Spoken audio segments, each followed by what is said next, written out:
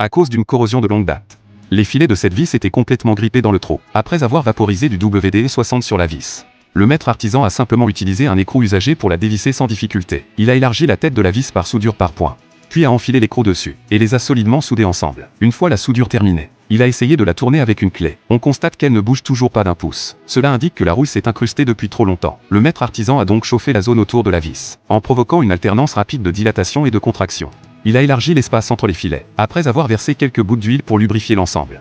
Il a tourné cette vis cassée, et l'a extraite facilement et dans son intégralité. Mais l'utilité de l'écrou ne s'arrête pas là, lorsqu'il est impossible de souder deux tôles, en raison d'un écart trop important entre elles.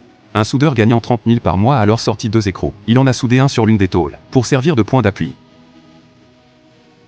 puis a soudé l'autre pour le fixer à celui-ci. À ce moment-là, en tournant la tige filetée, on constate que les deux tôles s'ajustent parfaitement l'une à l'autre, par rapport aux deux premières utilisations de l'écrou. La troisième concerne un écart encore plus important. Mais le traitement à l'aide d'un écrou s'avère plus simple. Il permet de resserrer les écarts verticaux, et de combler les écarts horizontaux. Le maître artisan a d'abord découpé une rainure dans la tôle latérale, puis a placé un boulon dans cette rainure. Après l'avoir soudé à la tôle, il a pu insérer une rondelle, visser l'écrou pour serrer la tôle latérale, et ainsi réaliser sans difficulté le resserrement et le soudage de l'écart. C'est très simple et pratique.